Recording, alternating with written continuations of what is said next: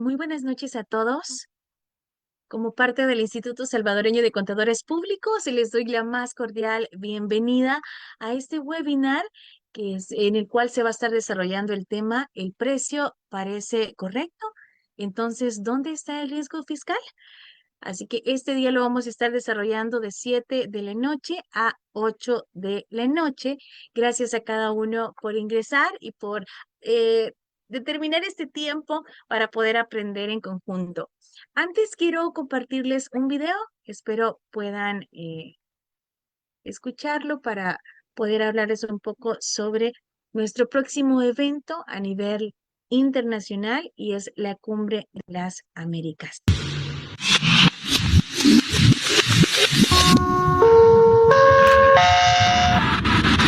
Bienvenidos a El Salvador.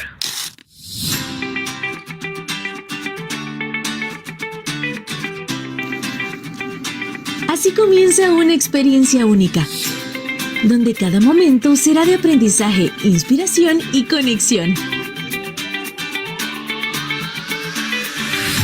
3 días para fortalecer la profesión, compartir conocimiento y construir juntos un futuro más sostenible y ético.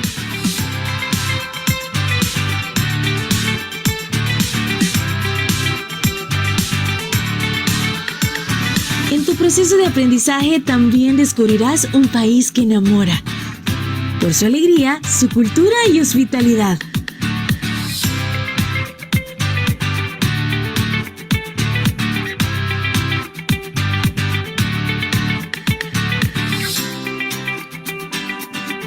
Porque en El Salvador cada experiencia se vive de corazón. 11ª Cumbre de las Américas 2026. Te esperamos este próximo 27, 28 y 29 de octubre en el Hotel Hilton San Salvador.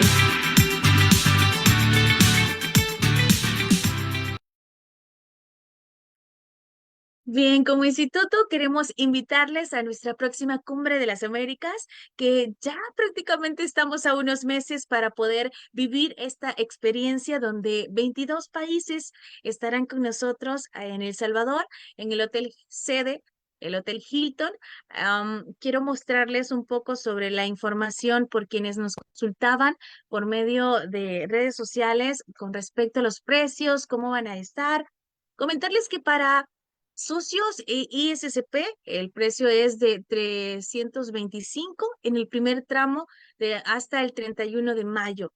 Luego, para quienes son adherentes de la AIC, es igual 325 y para no socios es de 375. El primer tramo finaliza el 31 de mayo y posteriormente incrementa. Para socios ISCP es de 375, igual para adherentes de la AIC y para no socios de 425. Y esto es hasta el 31 de julio. Y si usted no puede, pues, incorporarse el 31 de julio, sino hasta el mes de agosto o más, puede hacer uso del tercer tramo, que en este caso llega hasta el 30 de septiembre. Así que por acá les dejamos la invitación hecha para que ustedes puedan ser parte de este evento que sin duda alguna será una experiencia única. Por primera vez en El Salvador, la Cumbre de las Américas. Así que desde ya, pues le quedan ya invitados. Y esto es gracias a la Asociación Interamericana de Contabilidad, AIC, y el Instituto Salvadoreño de Contadores Públicos. Bien, hoy sí vamos a dar inicio, pero antes también invitarles, si ustedes aún no se han incorporado a la membresía del instituto, pues les esperamos. Si usted desea más información, puede escribirnos por medio de nuestro WhatsApp oficial y nosotros con gusto pues le brindamos cuáles son los beneficios, cuánto es la cuota, cuáles son los porcentajes de descuentos que tenemos para usted. Así que quedan desde ya invitados para que puedan escribirnos y nosotros con gusto les brindamos la información. Asimismo, tenemos diferentes capacitaciones para que ustedes puedan hacer uso de ellas. Pueden ingresar al www.iscpelsalvador.org. Ahí está el área de capacitaciones y pues usted puede realizar su inscripción en línea sin ningún inconveniente. Hoy sí, vamos a dar inicio a este evento y tengo el honor de presentar a nuestro conferencista que nos estará acompañando en esta noche y es el licenciado José Daniel Hernández. Él es parte del equipo ISCP y siempre es un honor poder tenerle en casa, licenciado. Así que doy la más cordial bienvenida. Gracias por estar nuevamente con nosotros. Sin duda alguna va a ser una noche de mucho aprendizaje. Muchísimas gracias. Tengan todos muy buenas noches. Pues como bien lo menciona, pues me siento en casa siempre que podemos tener una participación por medio del Instituto Salvadoreño de Contadores Públicos, buscando como siempre poder agregar valor a su conocimiento. Es un lema que hemos mantenido desde los inicios. Y bueno, recordaba que hace un par de años iniciamos precisamente como parte de, digamos así, de los conferencistas del instituto con un webinar precisamente de precio de transferencia, cuando hablábamos un poco acerca de cuál era la importancia en El Salvador. Y bueno, gracias a todos los que se han conectado de manera puntual. Agradezco mucho también su puntualidad. Vamos a tener una jornada bastante interesante porque vamos a conocer algunas situaciones que quizás en algunas ocasiones podemos pasar por alto. Y sobre todo porque, ojo, estamos a 27 de enero y estamos próximos a que el plazo legal para la presentación del formulario 982 se venza. Si bien es cierto, no termina específicamente al 31 de marzo como normalmente lo requiere, en este caso el Código Tributario, pues se traslada unos cuantos días de abril.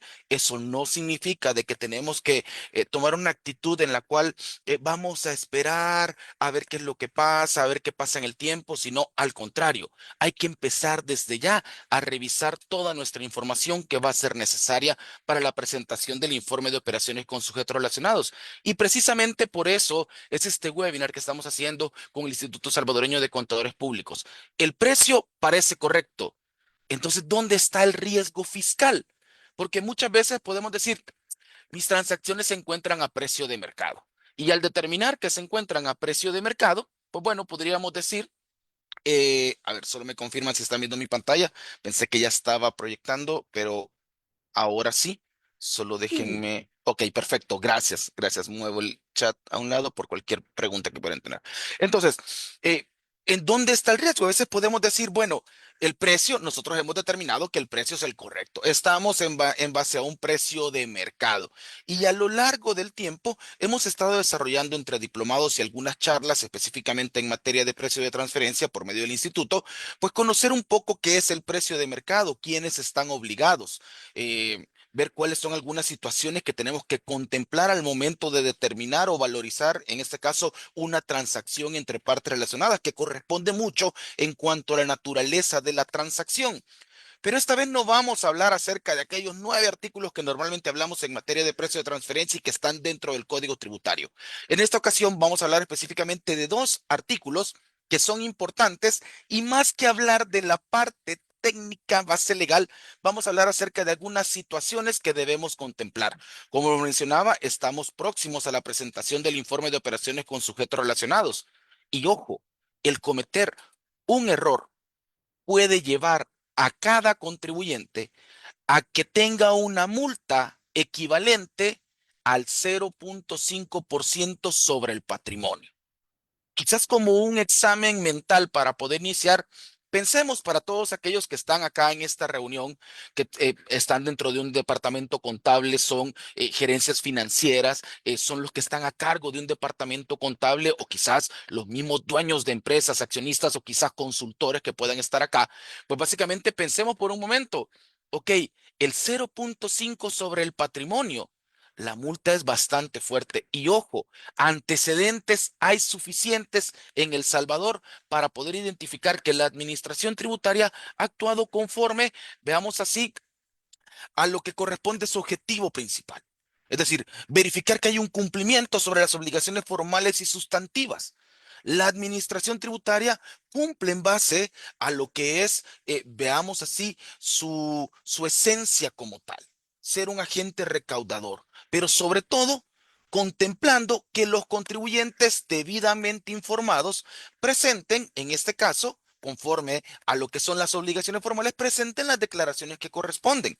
Y claro, precio de transferencia, algo muy importante, tiene implicaciones tanto formales como sustantivas. hay un cumplimiento formal y un cumplimiento sustantivo en materia de precio de transferencia. Entonces, ¿qué es lo que vamos a ver básicamente en la sesión de este día?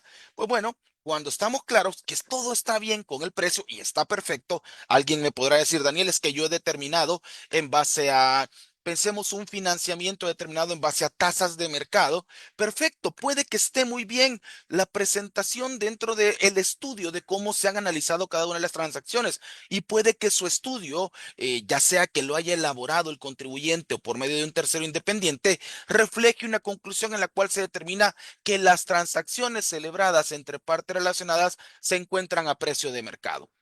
Aún así, pudiera existir un riesgo en materia de precio de transferencia. Y es por eso que en esta sesión vamos a identificar y vamos a controlar el riesgo fiscal. Ojo, el riesgo fiscal invisible del informe de operaciones con sujetos relacionados F982. Daniel, pero si estoy bien y estoy cumpliendo con lo que establece el artículo 62A del Código Tributario, me encuentro en una transacción a precio de mercado, ¿cuál pudiera ser el riesgo? Exactamente eso es lo que vamos a ver en esta sesión. Detectar aquellas banderas rojas que pudieran existir y que quizás por estar corriendo y hacerlo a la ligera, nosotros podemos obviar algunas situaciones y que estas situaciones pues van a contemplar lo que corresponde el pago de una multa que debidamente informados pues no tendría sentido que estuviéramos esperando llegar a ese riesgo como tal, sino básicamente multas que son innecesarias, que teniendo el conocimiento suficiente podemos identificar y presentar nuestro informe de operaciones con sujetos relacionados de manera adecuada. Vamos a ver cuáles son los requerimientos conforme al artículo 124A y la parte que más duele, la parte de la sanción que establece el literal L del artículo 244. Vamos a tener estas tres situaciones y cómo lo vamos a, veamos así, a identificar. Bueno, no es algo que solo la práctica en materia de precio de transferencia o la experiencia a lo largo de los años me ha permitido identificar al desarrollar algunos compromisos en materia de precio de transferencia, sino específicamente por algunas sentencias emitidas por el Tribunal de Apelación de Impuestos Internos y de Aduanas en donde hay resoluciones claras respecto a situaciones dentro del formulario 982 que los contribuyentes en alguna ocasión han dejado pasar. Y fíjense, es bien interesante. Porque si lo vemos en el marco de cuáles son los cumplimientos en materia de precio de transferencia, pensemos, bueno, la primera obligación en materia de precio de transferencia y sobre todo que el tema de precio de transferencia tiene una incidencia específicamente en el impuesto sobre la renta, porque lo que se busca es determinar que las transacciones entre partes relacionadas se encuentran a precio de mercado, es decir, en iguales condiciones que con terceros independientes. Es decir, no existe ningún beneficio entre las partes relacionadas. Y como primera situación, pues bueno, está la presentación del formulario 982, que lo tenemos, como lo establece en este caso el Código Tributario, debería de presentarse al menos en los 3 primeros meses del ejercicio que ha finalizado. Es decir, tenemos hasta el 31 de marzo para poderlo presentar si lo ponemos en modo calendario. En algunas ocasiones, como lo mencionaba, más o menos pudieran cambiar los días por alguna situación como son festividades. Pero pensando en esta situación, bueno, lo que tenemos es un cumplimiento. Hay transacciones entre partes relacionadas, presentamos un formulario. Lo presentamos durante estos 3 primeros meses. Alguien me podrá decir, Daniel, pero en enero no lo puedo presentar porque estoy cerrando operaciones. Perfecto, no hay problema. Está desarrollándose el proceso de auditoría. Perfecto. Pero ojo, tenemos que tomar en cuenta que para presentar el formulario 982 ya tendríamos que tener un juego de estados financieros. Ya tendríamos que tener claro cuáles son las transacciones celebradas entre las partes relacionadas. Identificar todos y cada uno de aquellos sujetos con los cuales la administración tributaria ha contemplado como sujetos relacionados conforme lo establecido en el artículo 199C y en lo personal me gusta agregar y en el artículo 62A del Código Tributario. Y ya vamos a ver por qué hago, vamos así, o hago que agrego este artículo cuando hablo acerca de los sujetos relacionados o considerados como sujetos vinculados por parte de la administración tributaria. Entonces, ojo, tenemos la primera situación que es el informe de operaciones con sujetos relacionados. Posterior a esa situación, ¿qué es lo que tenemos? Bueno, la presentación de la declaración del impuesto sobre la renta. Y posterior, ¿qué es lo que tenemos? Lo que es para aquellos sujetos que están obligados a dictaminarse fiscalmente, pues el cumplimiento por parte del auditor fiscal de presentar ante la administración tributaria el dictamen e informe para propósitos fiscales. ¿Y qué incluye el dictamen y el informe? Pues básicamente incluye dos párrafos importantes. Uno es si el contribuyente ha tenido transacciones con sujetos relacionados durante el ejercicio comprendido del 1 de enero al 31 de diciembre. En base a esa situación, si ha tenido transacciones, viene el siguiente suceso, que es básicamente dentro del informe, identificar cuáles han sido esas transacciones y en base a esto, pues reflejarlo dentro del cuerpo del informe y si es que el contribuyente ha presentado o no ha presentado el informe de operaciones con sujetos relacionados. Son momentos en los cuales nosotros decimos, bueno, partimos con la declaración informativa. Partimos con eso y luego vienen todas las otras obligaciones que están vinculadas en materia de precio de transferencia. Y precio de transferencia no lo deberíamos de pensar como es una obligación más, es una carga más tributaria, porque, ojo, precio de transferencia pudiera permitir, en este caso, a los contribuyentes, a los tomadores de decisiones, a los gerentes financieros, a los contadores, poder identificar en base a un modelo de políticas en materia de precio de transferencia si es que la transacción realmente cumple con el principio de plena competencia o el precio de mercado. Y si no cumple, más o menos identificar qué es lo que está sucediendo. Es decir, estoy por encima o por debajo de un rango intercuartil, pues evidentemente debo de realizar un ajuste en materia de precio de transferencia para que estas transacciones se encuentren a precio de mercado. Caso contrario, como lo hemos platicado y como es del conocimiento de todos, cuando yo no estoy dentro de un rango intercuartil, dependiendo en dónde me encuentre, porque eso es importante aclararlo, la administración tributaria pudiera ajustarme hacia la mediana. Entonces, ojo con esa situación. Entonces, partimos básicamente sobre lo que es la primera obligación en materia de precio de transferencia, una obligación que se va a denominar una obligación formal. Y ojo, el Código Tributario establece que las obligaciones formales no son menos que las sustantivas. Alguien en alguna ocasión me decía, pero es un incumplimiento formal, Daniel. No, ojo, también hay una sanción por un incumplimiento ante una formalidad. Y lejos de ser una formalidad, para los que hemos tenido la oportunidad de ver los avances que la Administración Tributaria ha hecho en las diferentes versiones del informe de operaciones con sujetos relacionados, hemos visto cómo ha ido evolucionando y cómo la Administración Tributaria cada vez más y más requiere información.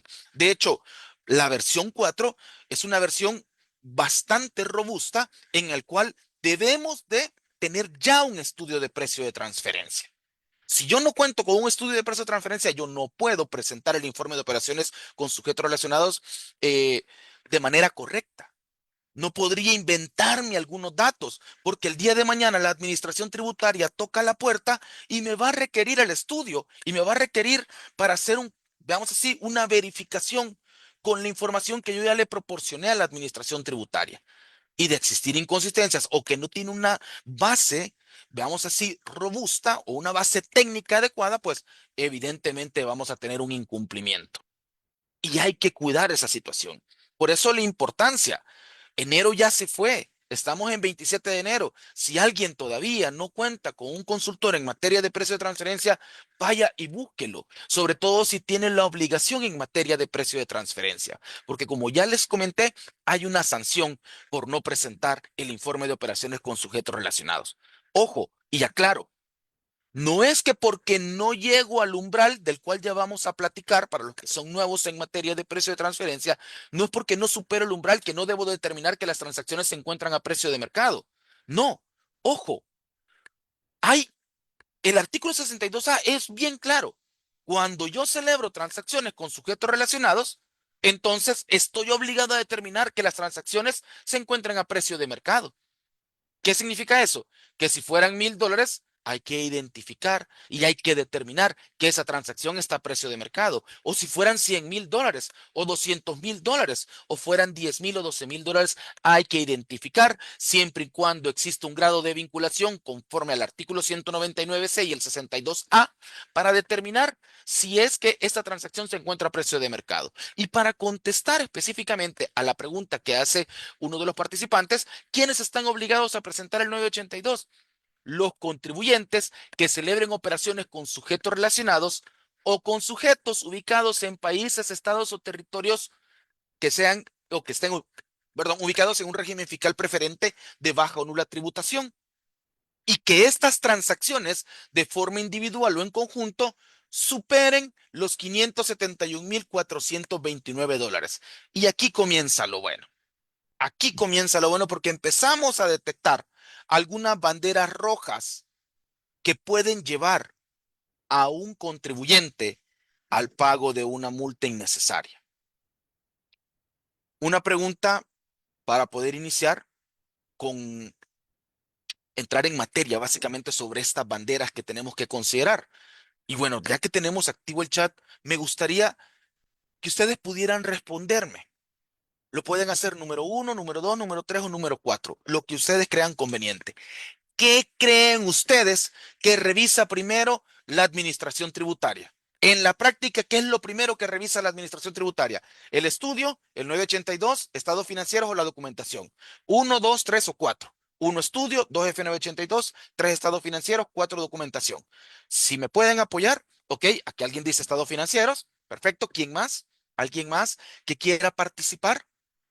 Tres dicen estados financieros, dos dicen por ahí F982, uno dicen estudio, dos dicen F982, perfecto, tres, dos, dos, perfecto, perfecto.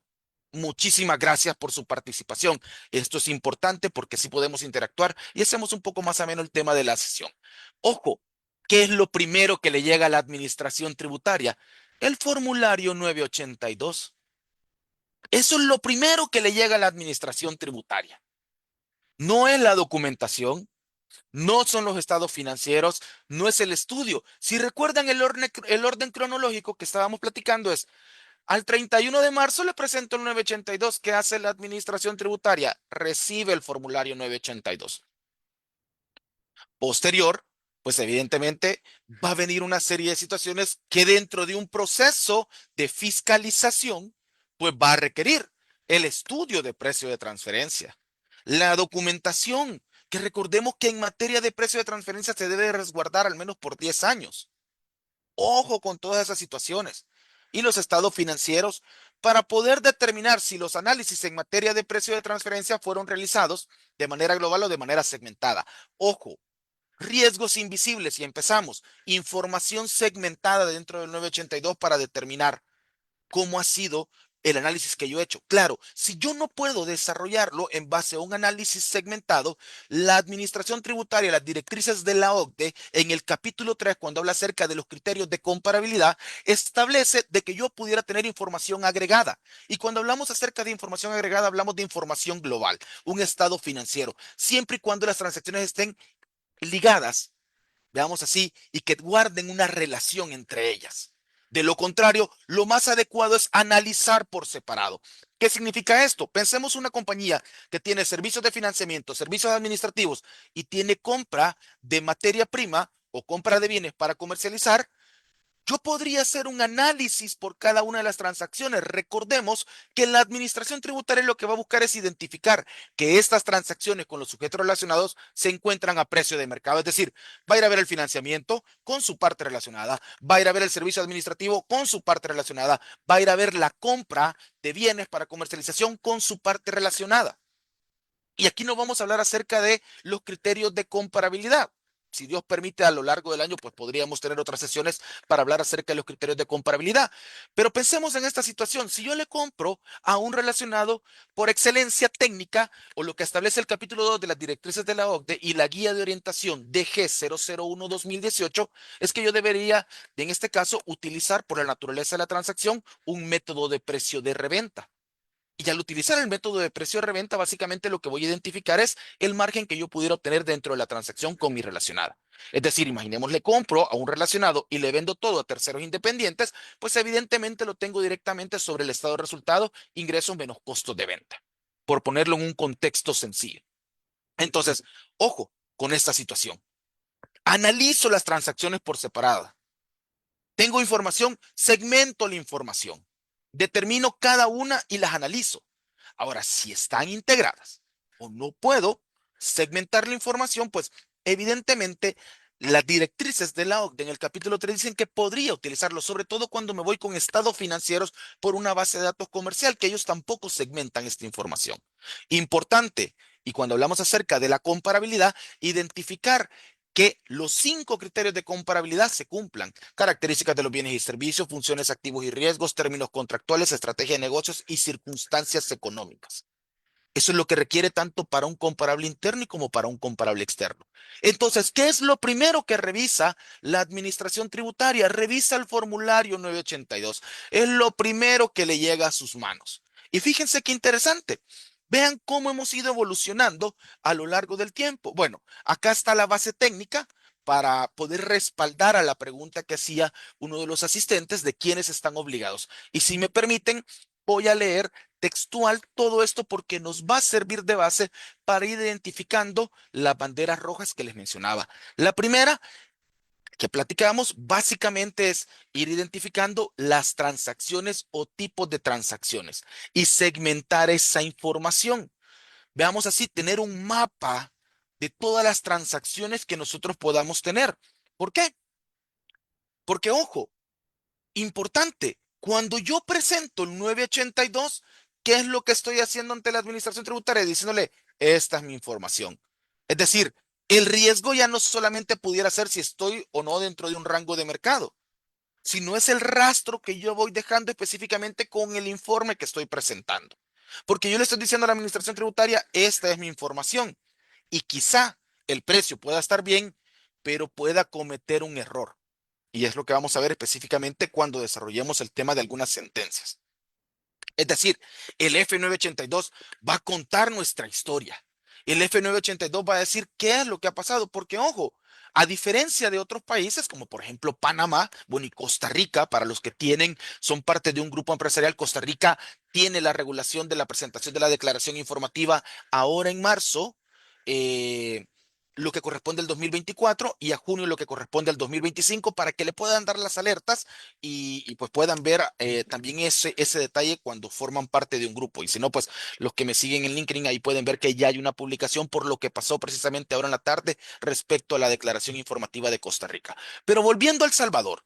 Me dice que el artículo 124A del Código Tributario establece que los contribuyentes que celebren operaciones con sujetos relacionados o sujetos domiciliados constituidos o ubicados en países, estados o territorios con régimen fiscal preferente de baja o nula tributación o paraísos fiscales durante un ejercicio fiscal y tales operaciones, ya sea en forma individual o conjunta, sean iguales o superiores a $571,429, deberán presentar un informe, ojo, de las operaciones que ejecute con dichos sujetos a través de los formularios que proporcione la administración tributaria, ojo, con los requisitos y especificaciones técnicas que ésta disponga para tal efecto. La presentación del informe deberá realizarse a más tardar dentro de los 3 primeros meses siguientes de finalizado el ejercicio fiscal. Acá hay cosas muy importantes. La primera, bueno, ¿quiénes son los sujetos relacionados? Tendríamos que irnos al artículo 199C. Tendríamos que irnos al artículo, ya respondo la pregunta, tendríamos que irnos al artículo 199C para determinar quiénes son los sujetos obligados. Y en base a esa situación, podemos determinar, ok, estos son los sujetos relacionados, que ya sea por ojo, y aquí importante, los sujetos relacionados no solamente son por la dirección, el control o la participación accionaria. Nosotros que estamos capacitados en base a normativa técnica como un marco de referencia, sabemos que las normas técnicas establecen que arriba del 20% hay influencia significativa. Es decir, se puede tomar decisiones sobre lo que son las políticas financieras y fiscales de una entidad. Cuando hay una misma unidad de decisión de mando, también es considerado también dentro de un sujeto relacionado. Y aquí comienzan algunos riesgos invisibles. Si ustedes tienen un proveedor al cual este proveedor es del exterior y le compran más del 50% de la materia prima, debe de reportarlo en el 982.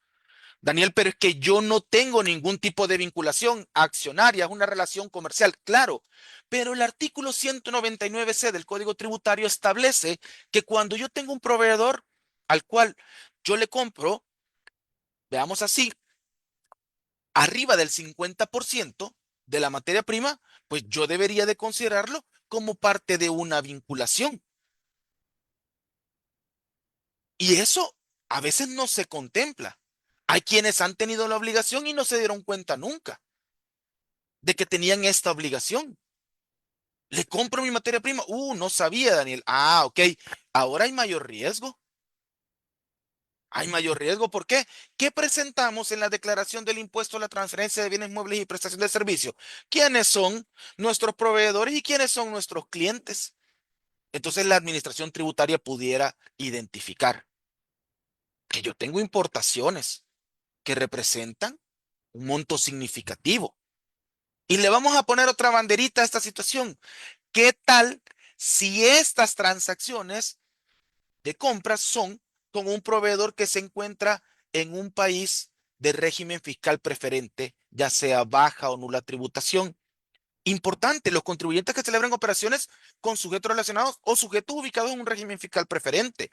Y allá en septiembre del 2024, ojo, no vayan a confundirse con septiembre del 2025, en septiembre del 2024, la Administración Tributaria publicó la guía de orientación para facilitar el reconocimiento de estos países con un régimen fiscal preferente que iba a ser considerada para el ejercicio 2025. Y estos datos no son al azar, vienen básicamente por aquellos que han sido considerados por la OCDE y por el GAFI como régimen fiscal preferente, que en base al artículo 62A tenemos la definición de por qué es considerado un régimen fiscal de bajo o nula tributación. Entonces, importante, y yo tengo aquí el listado a la mano, es decir, ¿cuáles países pudieran ser? Bueno, tuve transacciones con Taiwán. Tuve transacciones con Países Bajos, tuve transacciones con Letonia, con República Checa, tuve transacciones con, ¿qué? Bulgaria, tuve transacciones con, no sé, Hong Kong, Hungría, algunos proveedores que pudiera tener, que no solamente les pudiera comprar más del 50%, sino que básicamente lo que podría tener es que están ubicados en un país de bajo nula tributación. Daniel, ¿y cómo puedo tener acceso a esa guía? Pues fácil, lo vamos a dejar aquí en el chat para los que no lo tienen, para que la puedan tener y la puedan revisar y seguramente sus consultores en algún momento le entregaron esa guía para que ustedes pudieran revisar y si no, algún listado para que se pueda identificar. Porque, ojo, omitir, presentar una transacción con una entidad que está ubicada en un régimen fiscal preferente debajo en una tributación es una inconsistencia dentro del 982. ¿Y qué significa eso? Vaya y tome su patrimonio y multiplíquelo por el 0.5. No comete el error de decir, no, pero yo tengo un capital social mínimo de 2.000 y como dice que no podrá ser inferior a 3 salarios mínimos, aguanta la compañía. Ojo, es patrimonio, que el patrimonio incluye el capital social, variables, reservas, sus utilidades, y solo vamos a descartar el superávit por revaluación que pudiera tenerse dentro del patrimonio. De lo contrario, todo eso suma. Y ojo, hay multas aquí en El Salvador arriba de 60.000, arriba de 100.000 y arriba de 200.000. ¿Están dispuestos a llegar a ese nivel de riesgo? Pues yo creería que no. Por eso están acá, para poder identificar esos riesgos invisibles. Entonces, ojo, y aquí no solamente lo voy a tomar en cuenta por proveedores, clientes también, porque me dice sujetos que estén ubicados en un régimen fiscal preferente. Ah, Daniel, no, fíjese que dentro de los países que usted mencionó de baja tributación, pues no tengo ninguno. Ah, ok. ¿Qué tal si nos vamos y empezamos a ver los de nula tributación? Ah, a ver qué pasa con los de nula tributación. Bueno, tenemos Curazao. Ah, y en Estados Unidos, ¿cuáles son algunos estados? Delaware, por ejemplo, Florida, adicional, Nevada, Wyoming, Washington, Texas. Daniel, esos sí me suenan. Quizá voy a ir a revisar. Quizás esos que son territorios de nula tributación, yo he tenido transacciones. Y ojo, no tengo que tener ni dirección, ni control, ni participación accionaria. Si ustedes no revelan esa información porque tienen un financiamiento con un banco, porque tienen una transacción con un cliente o un proveedor ubicado en estos estados, territorios de baja nula tributación, debe de reportarlo en el 982. Hay un código. Y ojo, aquí estamos hablando de otra situación que tenemos que contemplar, los régimen fiscal preferente. Por ahí había una pregunta, ¿qué se refiere a actividades de manera individual o en conjunta?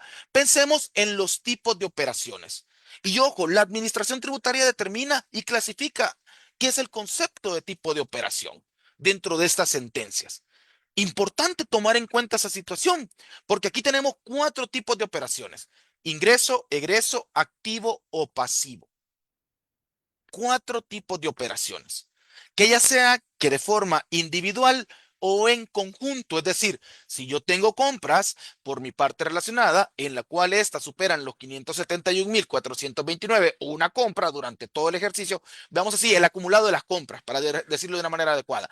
Del 1 de enero al 31 de diciembre, yo acumulo compras a mi parte relacionada arriba de 571.429 dólares, tengo la obligación de presentar el 982. Ahora, no, Daniel, fíjate que solamente tengo 250.000. Ah, perfecto. Pero también tengo unas ventas. Ay, ¿de cuánto son tus ventas? De 200.000. Ah, ok. Entonces 250 más 200 son 450.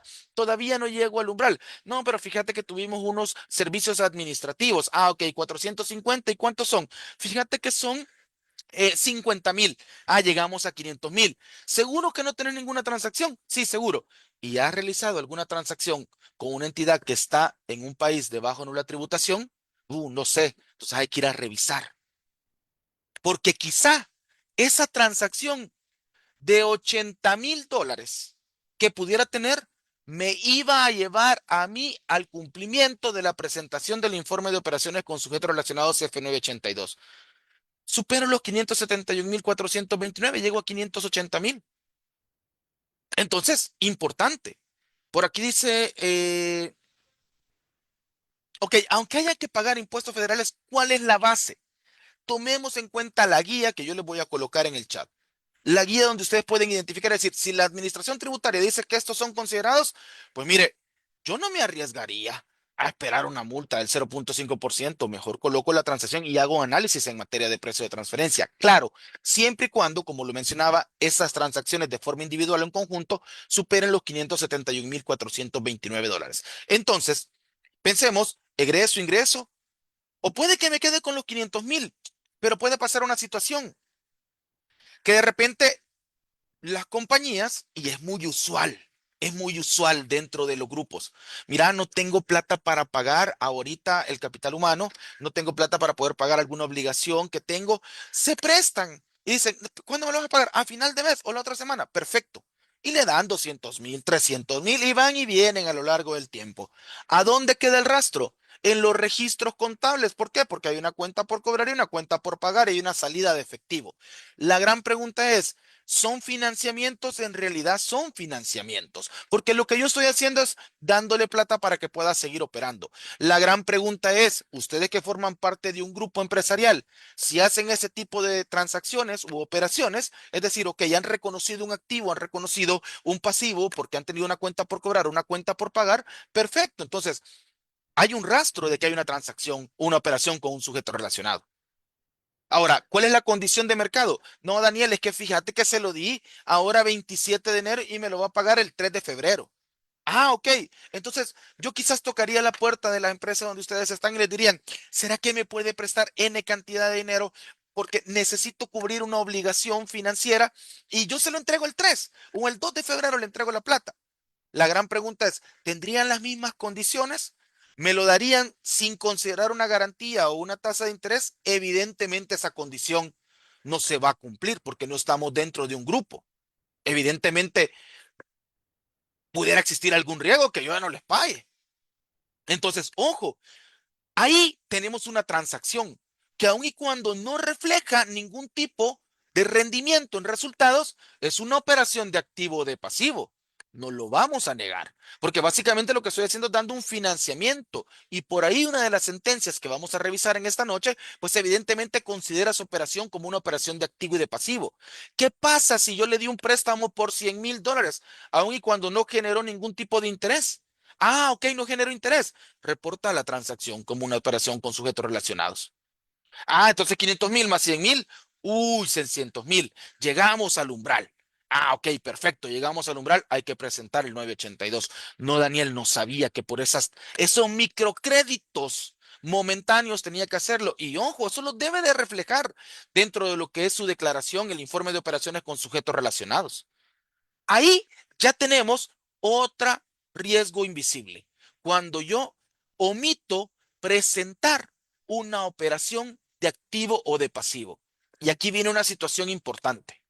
La administración tributaria, pues ha tenido a bien preparar un manual para el llenado del informe de operaciones con sujetos relacionados. No sé cuántos tienen el manual acá, o lo han leído, o han estado en alguna ponencia y lo han revisado. Claro, los famosos préstamos también aplican. Aplican esos préstamos. Los dividendos también aplican. Ojo con esas transacciones de activo y pasivo que están ahí en medio de toda esta situación. Entonces, importante, el manual hay que leerlo para el llenado. Quizás sus consultores, pues, muy amablemente le están entregando una plantilla en la cual ya está para el llenado oportuno del informe de operaciones con sujetos relacionados.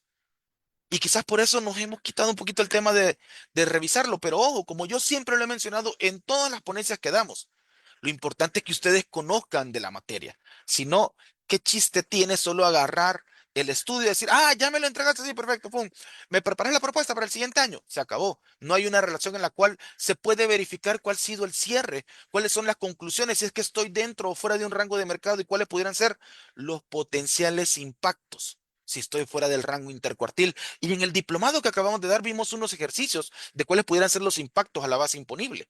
Para los que estuvieron, y esperaría que quizás más de alguno pudiera estar acá, eh, dimos esos ejemplos en donde teníamos esas situaciones.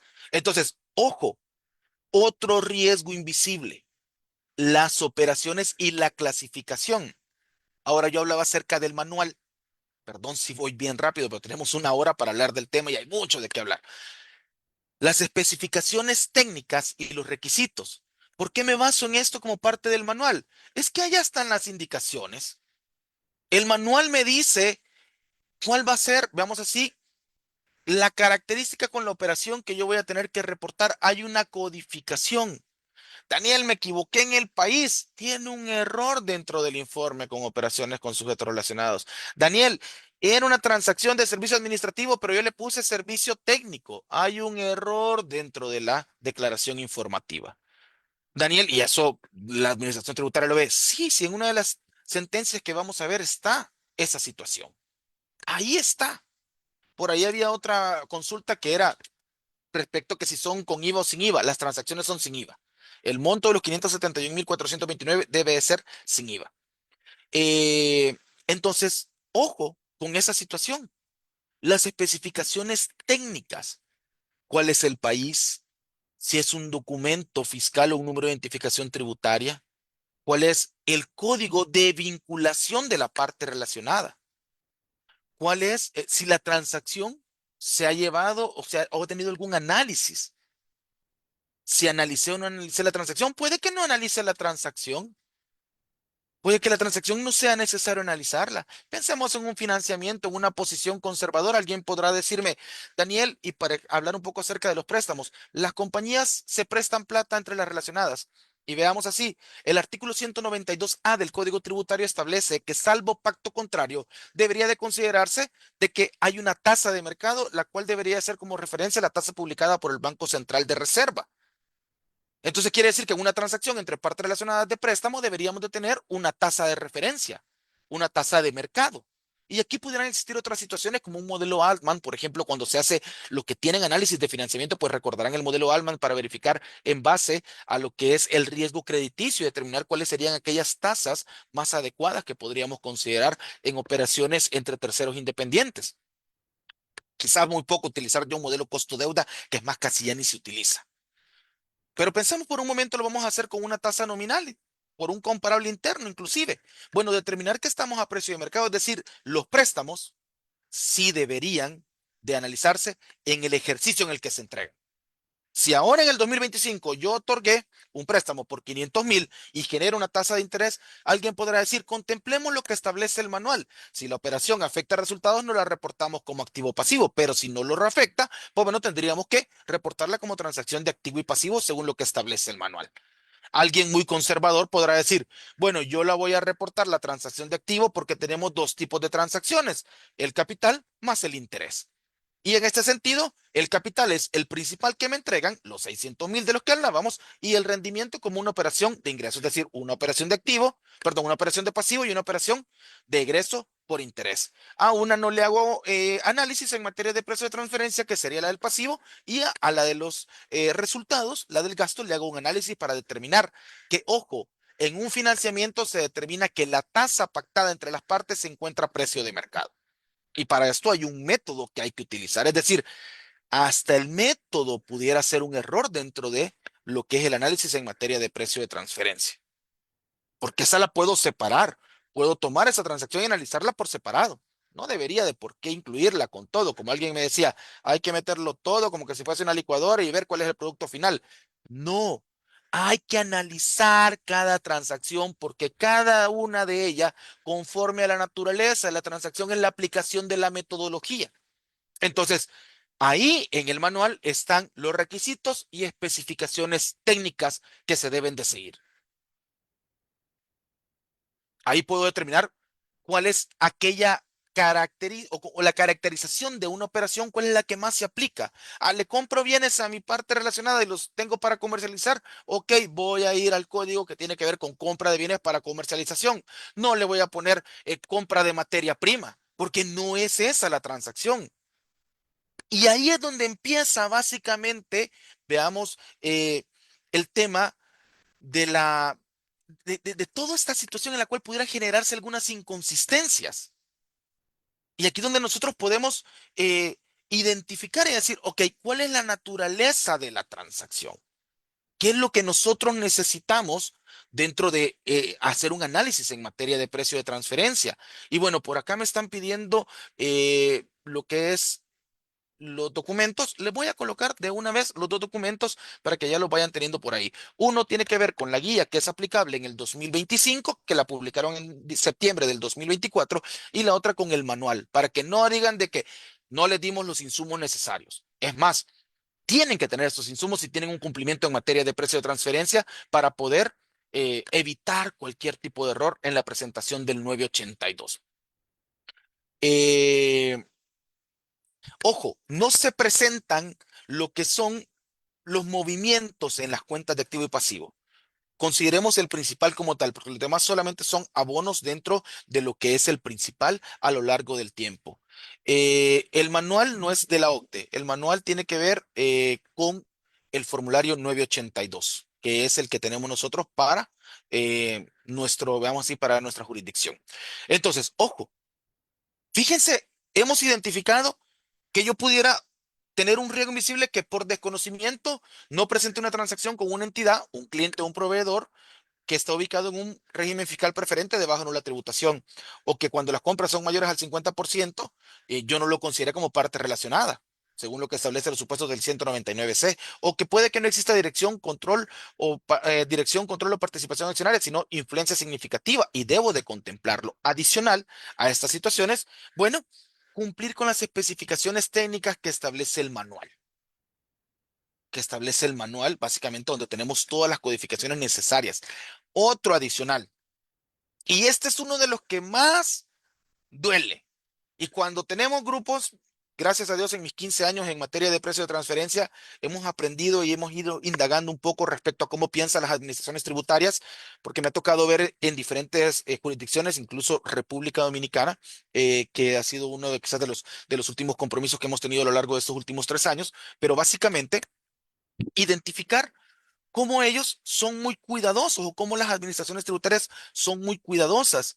Y cuando nosotros tenemos estos grupos, lo importante es conciliar los saldos. Y ojo, si ustedes forman parte de un grupo empresarial, si este dice que le compró tanto, quiere decir que el otro le vendió tanto. No me vayan a decir que este le vendió 500.000 y este compró 497.825. Ojo, hay que conciliar. Y adicional, al momento de colocar la información dentro del 982, importante, verificar que esté en base a los registros contables. ¿Cuál es la base? Si lo vemos en orden en una transacción, la documentación. Es decir, el documento que vemos así da origen en la transacción o el hecho generador. Tenemos el documento, este documento tiene un efecto económico, evidentemente, ya sea una compra o venta, dependiendo de quién lo esté considerando. Este documento pasa a la contabilidad que haga una recopilación de la información, se presenta un estado financiero. Es decir, allá en las notas a los estados financieros se tiene que dejar cuánto fueron las transacciones con sujetos relacionados por transacciones u operaciones de ingreso, egreso, activo o pasivo. Ah, entonces Daniel, espéreme, usted me quiere decir de que si yo digo que aquí tuve de ingresos 527.285 en mi estado financiero, eso tiene que tener dentro de mi informe. Sí, si esa fue la transacción de venta, sí. Durante el ejercicio económico, sí. Y si tengo diferencia, va a tener una inconsistencia en su informe de operaciones con sujetos relacionados. Y miren qué interesante. Hemos hablado, ¿verdad? Ya llevamos 6 banderas rojas que hay que considerar. Aquí viene la evolución. En el primer formulario del 982, pues teníamos la información del contribuyente que todavía era en papel. Teníamos el nombre de la parte relacionada, si era domiciliado o no, el código del país, el código de la relación, el código de la operación. Es decir, la administración tributaria ya me dio en esa información que ustedes tienen en el chat, ya me dio esos códigos que tengo que utilizar. No tengo nada que inventarme.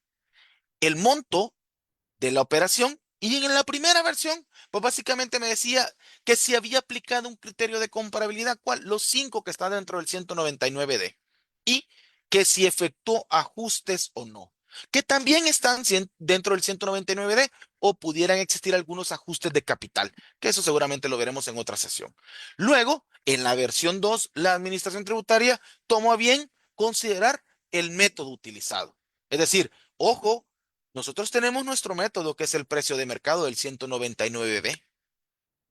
Y si ustedes entran al Centro Interamericano de Administraciones Tributarias, donde está la estadística, se darán cuenta que ahí aparece que ese es nuestro método, pero que también se contemplan lo que establece las directrices de la OCDE y que también está amparado por la Guía de Orientación de G001-2018, en donde básicamente tenemos algunos conceptos que están determinados dentro de las directrices de la OCDE y que quizás no están contemplados dentro del Código Tributario, pero que sí hacen referencia a un marco internacional en materia de precio de transferencia. Entonces, tenemos la guía de orientación también para que lo contemplemos. Luego, la versión 3 pasó a una situación en la cual seguíamos manteniendo estas situaciones y en base a eso, pues, determinamos y decimos, ok, ¿quién es el responsable? ¿Quién es el responsable? Ah, bueno. En este sentido, eh, ¿quién desarrolló el análisis en materia de precio de transferencia? ¿El contribuyente o lo hizo un tercero contratado? ¿Quién tiene la responsabilidad? El contribuyente como tal. Pero tiene un apoyo y para poderlo hacer el propio contribuyente tiene que tener el grado técnico para poder desarrollar todo lo que es un análisis económico de las transacciones. ¿Por qué? Porque la versión 4, pues ya cambia. La versión 4 tiene 3 componentes importantes, que es la versión, veamos así, en el portal web, que tiene, veamos así, la identificación de los sujetos relacionados, la documentación comprobatoria y tiene el análisis económico de la transacción, que quizás cuando se vaya acercando el tiempo, pues pudiéramos hablar acerca de la estructura y el adecuado llenado del informe 982, tomando de referencia estas situaciones. Entonces, en ese sentido, quiere decir que el análisis económico me va a requerir mucha de la información de la cual ya hemos platicado. Me va a requerir qué método utilicé, Si realicé un ajuste, cuánto es el monto del ajuste, si es un ajuste eh, correlativo, cómo estoy realizando este ajuste, si estoy haciendo una comparación por un valor único o por un rango de valores, que son básicamente lo que tiene la estructura del 982. Ahora, si yo no cumplo con estas especificaciones y criterios técnicos, miren qué interesante. El artículo 244 en el literal L dice, no presentar. No, no lo voy a presentar. No, no tengo análisis, no lo voy a presentar. Ok, primer incumplimiento. Segundo, ok, presentar fuera del plazo legal. Tercero, o remitir sin las especificaciones contenidas en este código o que disponga la administración tributaria en sus formularios, lo que es el informe de operaciones con sujetos relacionados o sujetos constituidos o ubicados en países, estados o territorios con régimen fiscal preferente de bajo o nula tributación o paraísos fiscales. ¿Cuánto es la sanción? La sanción es una multa del 0,5% sobre el patrimonio o capital contable que figure en el balance general, menos el superávit por revalúo de activos no realizado, la que no podrá ser inferior a 3 salarios mínimos. Importante, identificamos las operaciones, los tipos de operaciones. Operación de ingreso, egreso, activo, pasivo. Si he tenido una transacción con una entidad que está en un régimen fiscal preferente. Daniel, los años anteriores yo no hice ese análisis. Bueno, no sé si mi consultor lo hizo, pero yo no lo hice como contribuyente. Ah, ok. Está a tiempo, estamos al 27 de enero. Lo puede hacer. Pero ¿y a dónde lo encuentro? En la información que ya tienen. Ahí en la información que ya tienen lo pueden revisarla. En ese sentido, bueno, ok, ya sabemos con qué debemos de cumplir, cuáles son algunas especificaciones técnicas y si tienen dudas, consúltenle al especialista en materia de precio de transferencia que los está apoyando en este proceso. Recuérdense que todos somos básicamente un equipo al momento de desarrollar estos compromisos. ¿Por qué? Porque nadie quiere una multa de un 0,5% sobre el patrimonio. Vuelvo y los animo a que vayan y tomen el patrimonio y lo multipliquen y digan, híjole, esto sí me puede salir caro. Esto sí se me puede complicar en la empresa. Nadie quiere pagar multas. Entonces, ojo, si estamos eh, debidamente informados, pues el riesgo se minimiza. Y si se dan cuenta, son riesgos invisibles. Porque ¿qué es lo que pensamos? Ah, supero los 571.429, presento el 982. Ah, ok, pero ¿y si me equivoqué en un código? ¿Y si me equivoqué en el monto? ¿Y si no reporté una transacción? ¿Y si no reporté este proveedor arriba del 50% al cual le compro mi materia prima? ¿O uno que estaba ubicado en un país debajo de una tributación? Hay una inconsistencia. ¿Cómo se detecta en un proceso de fiscalización? En un proceso de fiscalización. Entonces, ¿cuáles son esas banderas rojas? Sujetos considerados como relacionados de manera incompleta, que yo no incluya alguno de los que está listado en el 199C o alguno considerado en un régimen fiscal preferente de bajo nula tributación, que omita algunas operaciones. Hemos dicho los 4 tipos: ingreso, egreso, activo, pasivo, que hay una clasificación incorrecta respecto a estas transacciones. Si bien es cierto, tenemos una codificación, pues tenemos que identificar cuál es el que mejor se adecua a la naturaleza de la transacción. Daniel, pero fíjese que la que yo tengo, pues no entra en ninguna de esas, pero hay algunas que son un poquito genéricas, otros ingresos y otros egresos. Y como allá en la pantalla del análisis económico le permite que deje una descripción, ahí detalle, para evitar cualquier inconveniente. Si los montos no concilian entre el auxiliar, la declaración informativa y estados financieros. Por suerte nosotros no tenemos, como en el caso de Panamá, donde se deja en la declaración informativa cuáles han sido las transacciones con las partes relacionadas, porque eso debe de coincidir con la declaración jurada de renta. Nosotros acá todavía no tenemos eso dentro de la declaración. ¿Qué tal si más adelante la administración tributaria considera bien incluirlo? Entonces tiene que hacer más match todavía. O pudiera que yo tuviera algún soporte débil dentro de lo que es las operaciones. Transacciones que no estén debidamente documentadas, que no haya un contrato entre las partes. Ojo con las políticas en materia de precio de transferencia. Tienen que diseñar las políticas en materia de precio de transferencia. Eso es muy importante. Veamos rápidamente 3 casitos donde se ve básicamente lo que hemos platicado. Fíjense qué interesante. Este es el número de la sentencia por si la quieren ir a buscar. aquí está el número de la sentencia, que es básicamente el formulario 982 que fue remitido, en este caso, sin las especificaciones técnicas. Y aquí me voy a ir específicamente al segundo párrafo. Dice, el conflicto central se articula alrededor de una operación sustantiva, préstamos con parte relacionada por X cantidad, registrados contablemente como pasivo y su contracuenta de fondos, que según la administración no fueron informados en el 982, ni en el resumen, ni en el anexo, configurándose el incumplimiento del artículo 124A del Código Tributario y su consecuencia sancionatoria. Aquí en algún momento, pues el contribuyente sostuvo que sí reportó los intereses conforme al manual del 982. Sin embargo, en este caso, el tribunal advierte un problema crítico. La operación fue cargada con un código que corresponde a servicios técnicos y no a intereses. El contribuyente quizás ya estaba corriendo en último momento porque dijo, uy, se vence esto y le puso el código 211 de servicios técnicos. Ah, ok. Entonces, ¿de qué corresponde la transacción? De intereses. Ah, ok. Y lo reportaste como servicios técnicos. No, fíjate que hay un error porque la naturaleza de la transacción es interés. Y por eso, Daniel, le van a aplicar una multa. Esta sentencia se revoca por otra situación que la podríamos platicar en otra situación o en otra charla. Pero hace énfasis, en este caso, el Tribunal de Apelación de Impuestos Internos hace énfasis en que hay un error en el código. Y adicional, lo que hemos venido platicando. Dice que correspondía a la trazabilidad técnica entre identificación de la operación y el código tipo exigidos por el formulario. Además, el tribunal contrasta el monto reportado.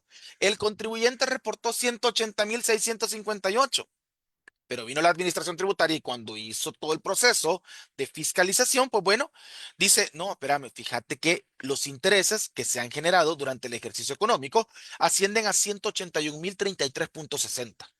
Entonces, pues evidentemente no hay una conciliación directa entre lo que son los registros contables y el formulario 982. La presentación no ha sido la correcta, sino que ha habido un error en la especificación técnica de la operación y en el monto. Daniel, usted nos está metiendo miedo. No, los estoy alentando que vayan y revisen la información. Tenemos estos espacios como los que da el Instituto Salvadoreño de Contadores Públicos para poder capacitarnos y estar claros y evitar el pago de una multa innecesaria.